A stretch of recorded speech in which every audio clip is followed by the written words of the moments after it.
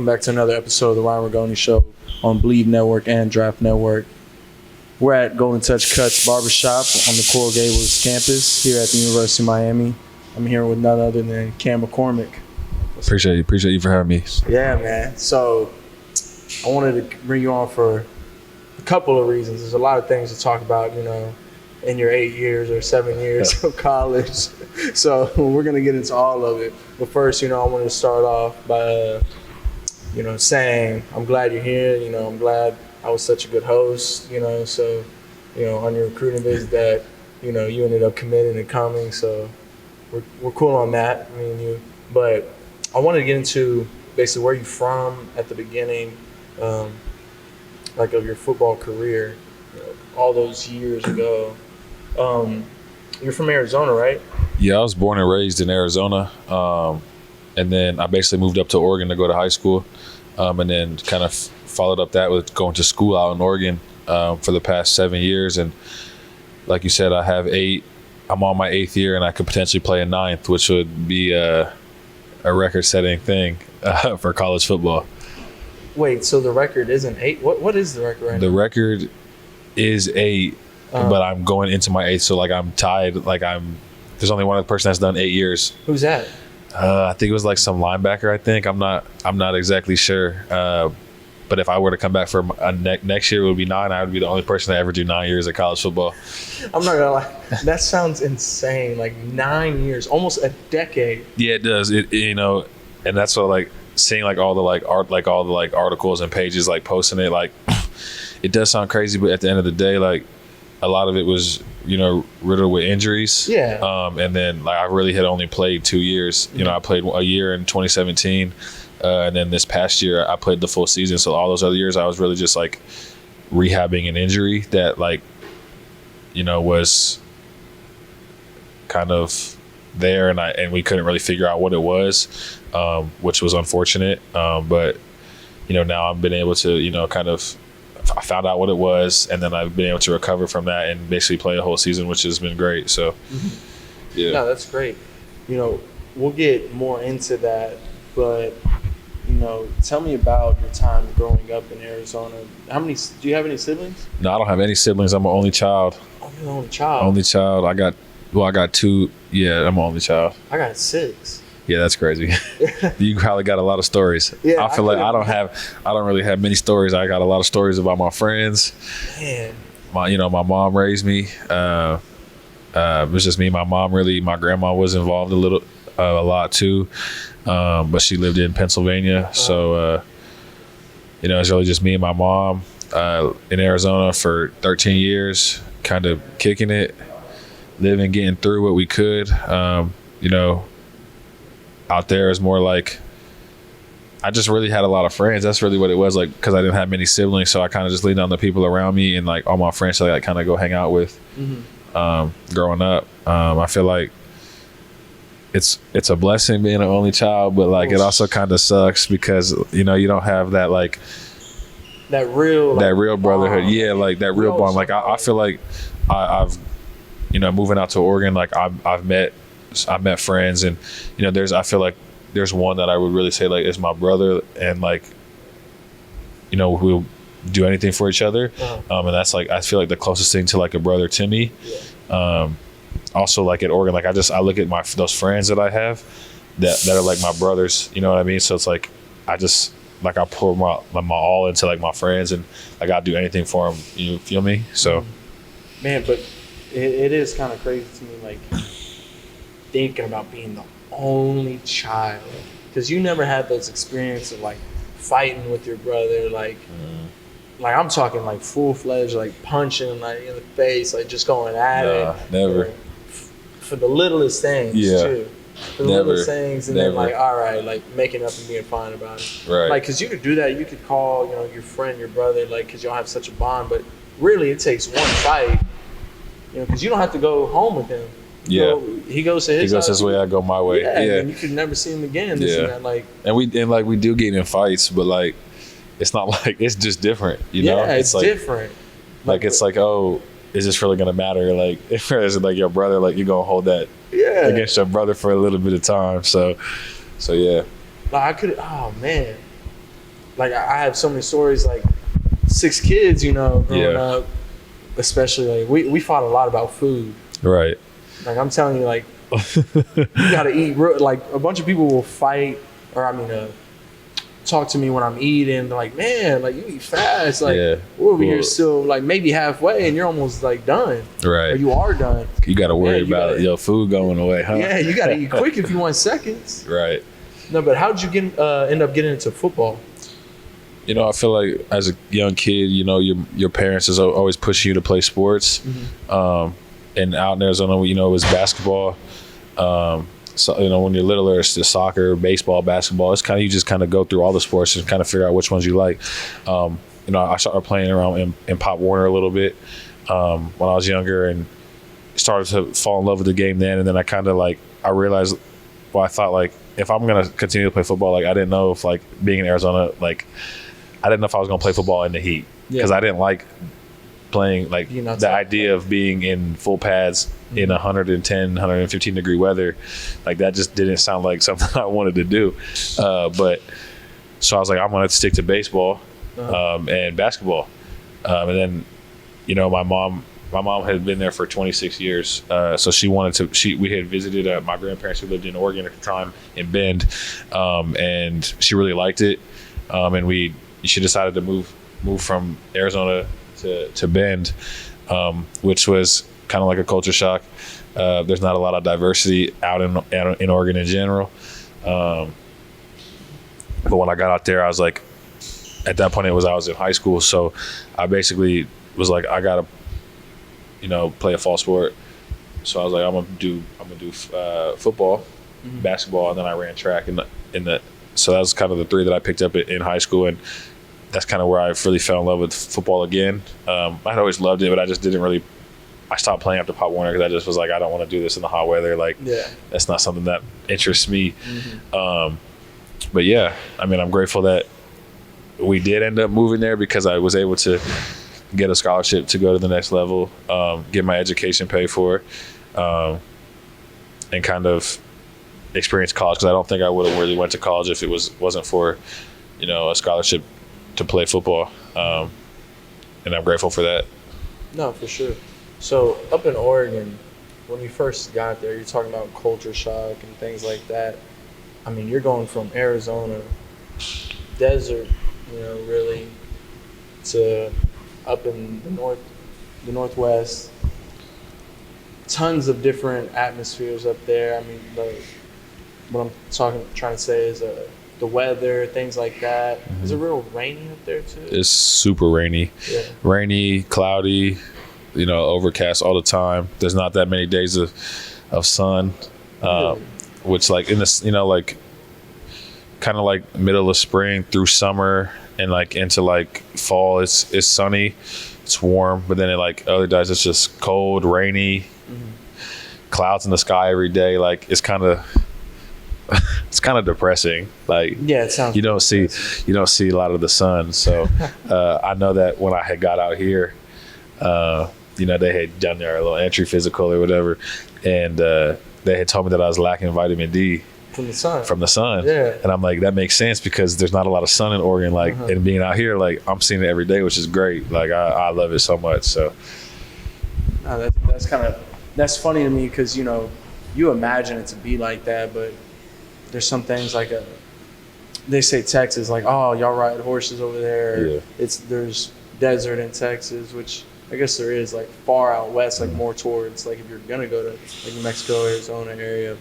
But like up in Oregon, you would think they would have sunny days, but in TV shows it's always rainy and things like that. Like up in Seattle, it's always cloudy. You would think, oh, that's just like the effect, but it's really like that. No, it's really like that. Like, it ain't no joke. It's really like that every day for certain parts of the year, which kind of sucks. But like the thing with there is like the environment's beautiful. There's a lot of outdoor things to do. Like if you like to do outdoor things, like you can go do that. There's a lot of hikes, a lot of waterfalls, a lot of like cool things to go see, the coast. But like it's just a different type of environment from, I mean, out here, obviously. Yeah.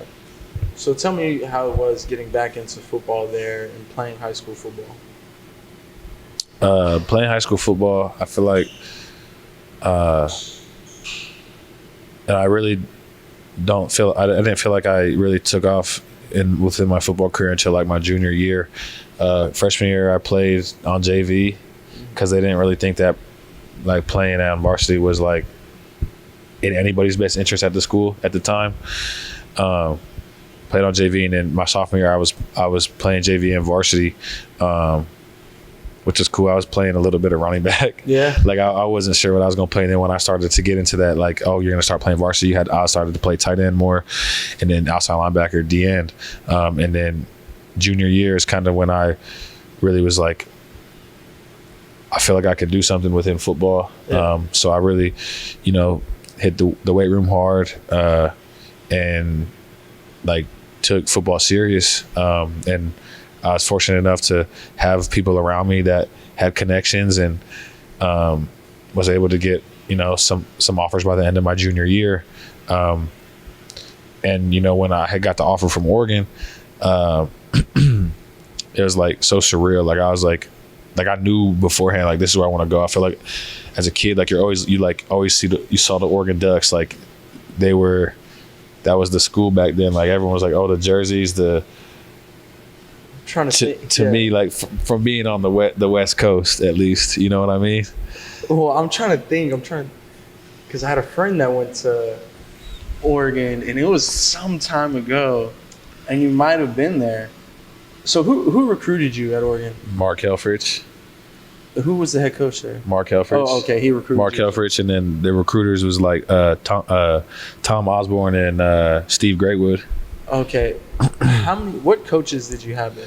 I had Mark Helfrich, Willie Taggart, and then Cristobal, and then I just had Coach Lanning. Okay.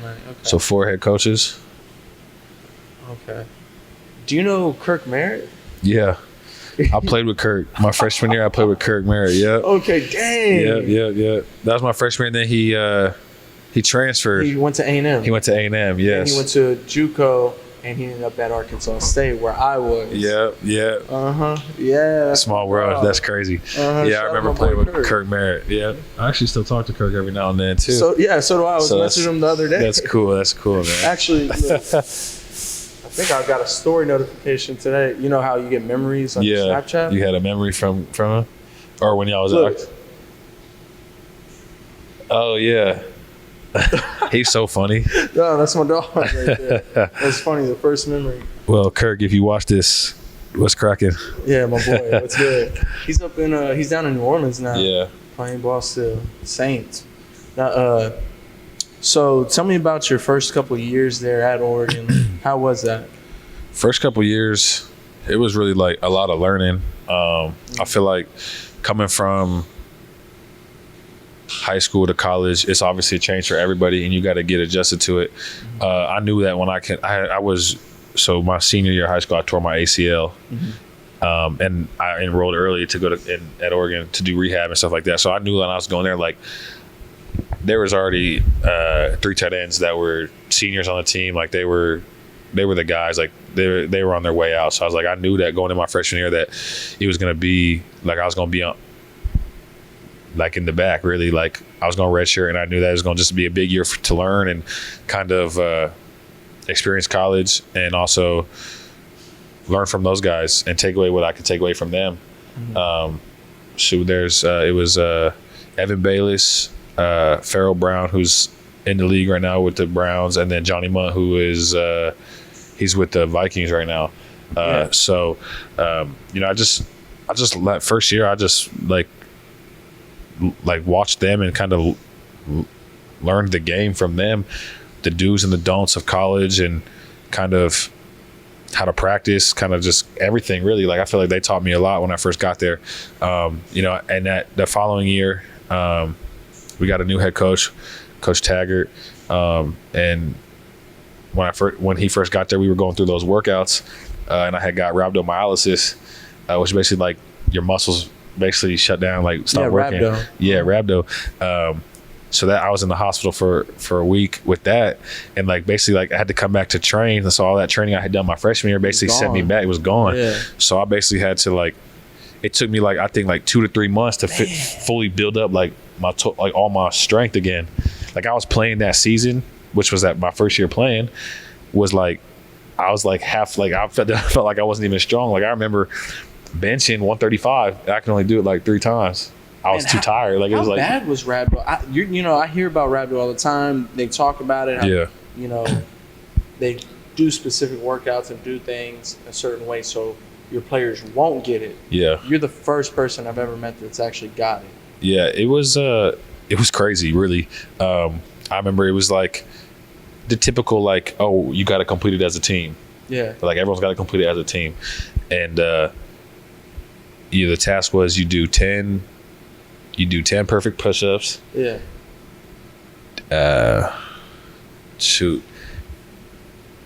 10 perfect sit-ups, 10 perfect bodyweight squats, and I think like a 30-second plank, something like that. Yeah.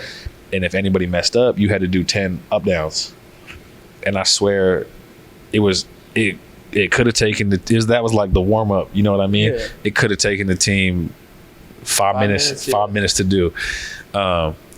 And I swear for the first workout, because we were at 6 a.m., we were in there for the whole hour doing, and we never got past push-ups. Like it was like 10 push-ups, or you get like 8 push-ups, someone would mess up, or like you had to all stay together, someone would mess up 10 up-downs.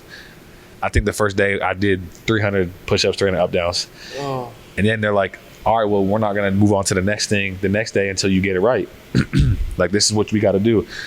Next day we got there, same thing.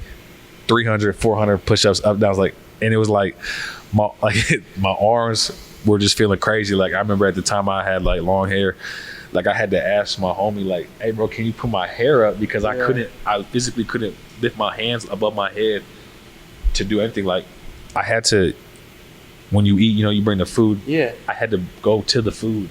Like I just put it and I had to go to it because I couldn't, like my arms were just like dead. Like I literally felt like I couldn't even move my arms. So it was honestly, I didn't even know what it was at the time. I thought I was just getting a really good pump. Like I was like, I'm getting swole. Like this is damn, my muscles. Yeah, like I'm looking jacked in the mirror. No, I was in the hospital for a week. What really frightened me about it was like long-term effects of like kidney failure.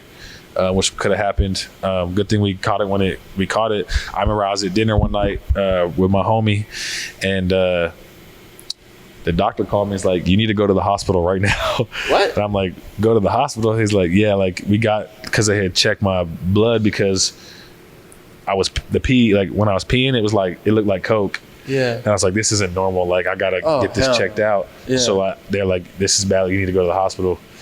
So I was basically in the hospital for a week, just on like hooked up to an IV, getting like water back in my system and whatnot. So, but that was the first 2 years of college. We get into my third year. After playing all 2017, it's supposed to be like my breakout year. First game, this was Coach Cristobal's first year. First game against Bowling Green. We ran like outside zone end of the first quarter, and I remember it was outside zone, and I remember getting rolled up on. Like I just felt like I was like blocking outside zone front, like tight end was the front side, and running to the sideline, and I just felt like somebody landed on the back of my leg, rolled up on it, and I was like, dang. I tried to stand up, and like when I tried to stand up and like put my foot in the ground, it felt like my foot was loose, and like I felt like the bone, like you know what I mean, like it felt like I was going the leg was going to go out. So broke my leg, my fibula, and dislocated my deltoid ligament, and that basically ended 2018 year. So I got that fixed, got into 2019, kind of done spring, like rehab the whole year, got into spring ball, did spring ball, and then in summer conditioning like we're doing now, fourth quarter program, I was running and like I felt some weird pain in my foot, and I was like, that's odd. Like I feel like I got this fixed. There shouldn't be a problem from it, right? And it was like, oh, well, it's just tendonitis. Just keep strengthening it. We'll get it back. Basically, what ended up happening was I kept pushing through it, and what they used to connect that deltoid ligament to the bone, basically like sawed its way through my bone to basically get like a stress fracture. Yeah. So I basically fractured medial malleolus on the inside of my foot, the ankle bone. So I had to basically get surgery to take what they had out and put 2 screws in to basically fix the bone now, because the ligament was healed, but now the bone was broken half. So they did that. Then I go a whole nother year, rehabbing. That was the year, that was 2019. That's the year we won the Rose Bowl. Yeah. Won the Pac-12 championship. It was a great year, but unfortunately I was sidelined the whole year, you know what I mean? But so we got through that. So I had surgery at the end of that year. And then now we're getting into COVID, kind of get through spring ball again, right? I did the first spring ball practices, feeling good. Then we had to go home for break, right? Oh, actually, no. Right before break, we were doing a run. No, I lied. We did a couple practices of spring ball, went home because that was when COVID picked up. Yeah. When we came back, we did the 4-quarter run, and I felt some pain in my foot again. And I was oh my gosh, what is this? There should be no reason that I thought we got this handled type of thing. So we get into the season, and we only had 6 games in because it was COVID. And while trying to push it, I was limping every day. It was just it was really messing up me mentally, and physically, because I was I just want to play football. I came here to play football, and I haven't been able to really do that yet just because of the circumstances that had presented themselves. Basically what happened in 2020 was those 2 screws that they put in, right? Those 2 screws, when they put them in, they were impinging on my posterior tib tendon in my foot, and it caused me to rupture that tendon in my foot. So there goes that 2020 season, right? And now I'm I got to get this fixed. So I go to a new, I'm I want to get a second opinion. I'm going to go to a new doctor. Yeah. So I found this dude on Instagram, right? And he was his name was Bob Anderson. And I had watched it was not a 30 for 30, but it was on Sports Center. They were playing pool or whatever, right? Yeah. And Plaxico Burress was talking about how he played in the Super Bowl after he had a surgery a couple weeks before. I was I sent it to my mom, and I'm hey, check this out. Look at this dude right here. We got to get in contact with him. He seems like he knows what he's doing, right? Long story short, this dude, Bob Anderson, the guy that had been doing my surgeries, he had been a shadow to Bob Anderson. So there was a connection there. So I was basically able to get in with this dude and Bob Anderson in Green Bay. And, the whole time everyone was it's going to be it's a long process. You might you make it hard to play football again, right? I went and saw Bob Anderson, and he's oh, I know exactly what this is. I know how to fix it. You're only going to be out for a couple 6 months. And I was in shock, because I was I thought I was going to miss a whole other year, right? Yeah. So I basically had a full ankle reconstructive surgery, the whole deal, tendon transfer, heel osteotomy, the whole thing. He took the screws out. Recovered from that the whole year, going into the 2021 season. First game, Fresno State. Played a little bit. Next game was Ohio State, and I was talking to Coach Cristobal, my position coach. I'm I feel really good. I feel I'm ready to go. I'm ready to have this team a lot more than what I've been doing. And I showed them that week of practice that I was able to move and do the things that they wanted me to do. And I remember Ohio State. We flew out to Ohio State. Craziest, loudest game I've ever been in. And what is the start of the second quarter, I think, we were backed up in our end zone. We ran a little wide delay corner. Caught it, got hit, shedded the defender, and when I went to go take that step, I tore my Achilles in my opposite foot. Oh my gosh. So what in the world? Yeah, crazy. But I feel all those injuries that I had to been through. Oh, so I guess I'll keep going. Tore the Achilles, went a whole nother year, 2021 to 2022, and rehabbed, got that strong. Took my time. I wasn't in any rush. I just wanted to do it right. My foot that had all the problems on it for all those years was feeling great. Yeah. And I just looked at it okay, this is something I can keep getting stronger. You know what I mean? I can keep doing rehab on both my legs and really just get to that peak level that I need to be at in order to play. And the whole time, obviously, you're dealing with the mental part of it. Yep.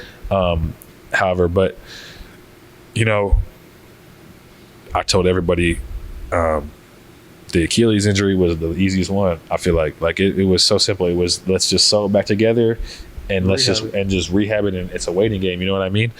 Whereas the other ones are like hardware in, hardware out, hardware in, hardware out.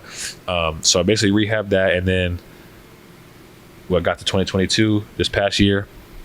Played all 13 games, started 6 of them, won the Holiday Bowl, and like I couldn't have been like any more happy to be out on the field. It was a great year, a great memory. There was a lot of battles, a lot of long nights, a lot of talks with my family. There was loss that like this past year. It was tough, but I'm glad that I'm on the other side of it. And I just kept telling myself, like, there's light at the end of the tunnel. There's light at the end of the tunnel. Like, just keep pushing, just keep pushing, just keep pushing. Like, eventually you're going to see all that hard work that's going to pay off. Decided to transfer. I had got 2 degrees from Oregon, my undergrad in advertising and my master's in advertising and brand responsibility. And I felt like I had done everything I could at Oregon. I got my 2 degrees. I've done plenty of internships. I met the most amount of people I feel like I can meet there.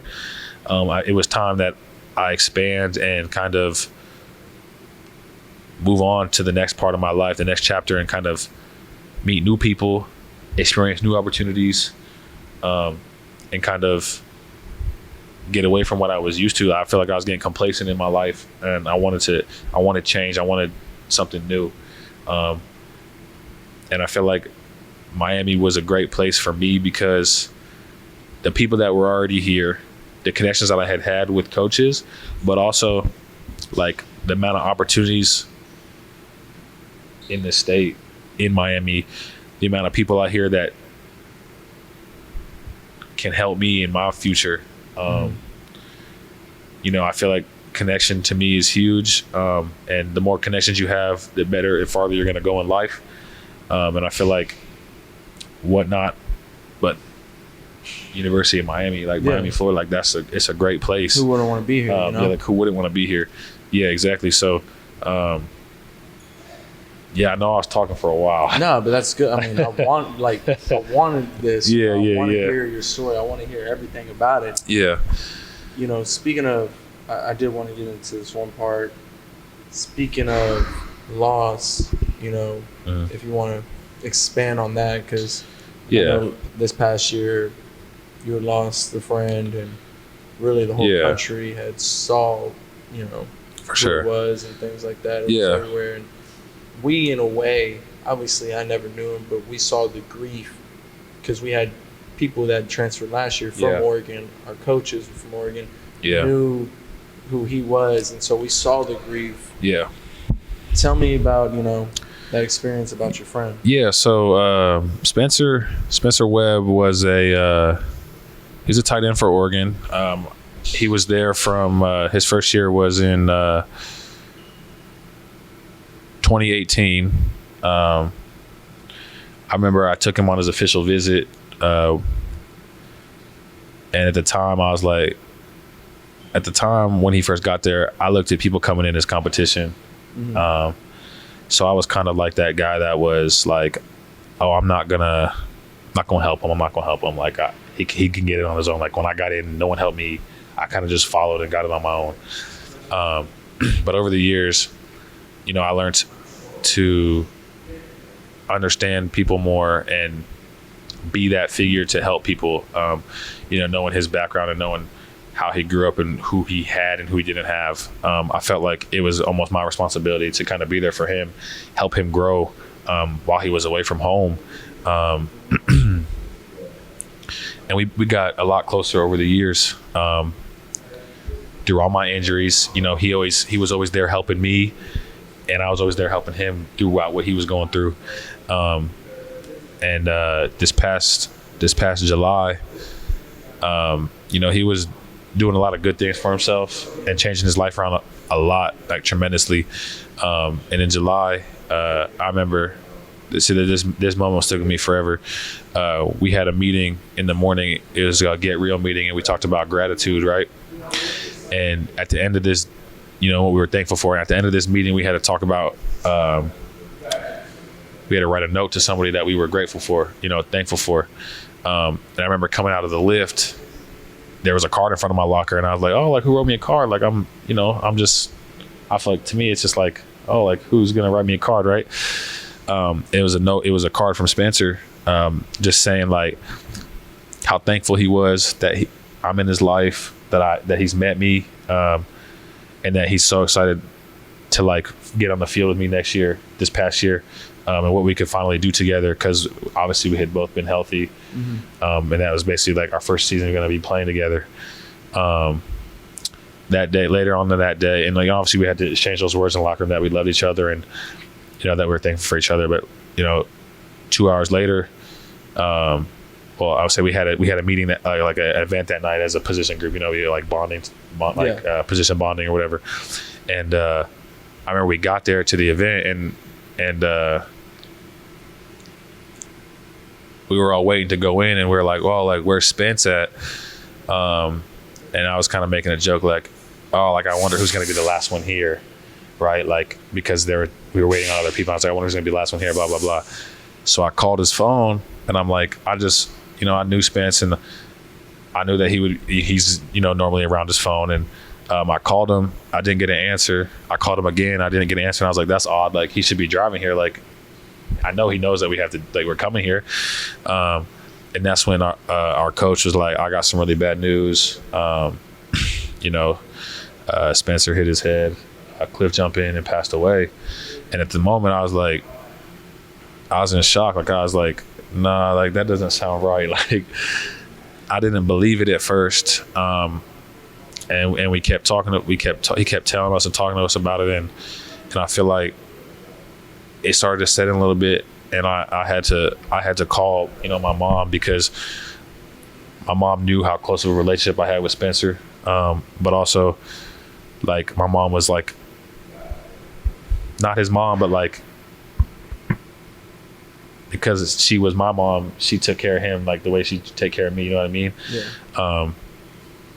And that was just such a devastating moment for me. Like I was just like, I remember just calling my mom and just bawling, crying on the phone, like, because that was like my best friend. Like everybody that I had once known at Oregon that was like I was really close to had already left, and he was like that best friend to me. And I told you earlier, like when I guess you're my brother. Like to me that hit home. Like I've never lost anybody close, and he was the first person I've ever lost. And like that was really hard for me, because like he was like just making tremendous like strides in his life to where he once was when he first got there. Like I just seen him grow up really, and it was tough. It's still tough to this day, thinking about it. But like you said, he impacted a lot of people. I know his presence on social media. He was very, outspoken. He lived life. He liked to have fun. I know that's what he's known for. He was all over the place. I swear, some of the best memories I have are just him. Like he'd call me. He'd be in one state on a break, and then he'd call me the next day, and he'd be like, "Look where I'm at now. I'm in. He'd be in Florida, and then he'd be in LA, and then he'd be, in Texas. Like he would be all over the place. Like he was just having fun, living life. And like I feel like that's what I've taken away from him, is like just live my life to the fullest. Like because you never know when it's going to be taken away from you. So yeah, I know a lot of people were more into that, but especially in the tight end room, we got really close with each other. I felt like it brought us a lot closer, and this season for us was really special. And like I'll always remember this season, and the guys in the room and the people around me that have made this past season so special. So I'm thankful for all of them and everyone who's been in that journey. So man, I mean that hearing all that, man, that makes me. It brings back memories of me and losses that I had. I lost my brother. It'll be in 8 days, 2 years from the day. I'll never forget that phone call, and just hearing you talk about it like just brings like tears to my eyes. Like, it's unsettling for your stomach too, you know. It's really, really hard to talk about it, hear things like that. But we do learn. No, for sure. Things, and like you said, it helped you like realize, or helped you live more. And, yeah. Be more outgoing, things like that. It had the same effect on me because of the way like people loved him. Yeah. And the type of person he was. And it makes you realize how short life is. Yeah, absolutely. And it just makes you say, you know what? I'm going to live exactly how I want to do. Right. I'm going to do exactly what I want to do. Yeah. I'm going to spread love. I'm going to spread this positivity. I'm going to spread, happiness, because you never know that next day. You never know what you're guaranteed, man. You never know if you're going to wake up on this side of the earth or not. Exactly. So, no, I mean, it's sad, but it's also at the same time you're grateful that person was in your life. Yeah, absolutely. Because without them, and I know, at least for my part, he would want me to take something positive out of it. Yeah, absolutely. And without them, I wouldn't have learned that lesson. Absolutely, totally. So, I mean, kind of, you did it a few times in this already, but I like to end it off with any piece of advice you could give anyone. Oh yeah. What would it be? I mean, you already. There's a lot of advice. There's been a lot of advice. You said a lot of good stuff so far. I'll just say that, a lot of people think we have time.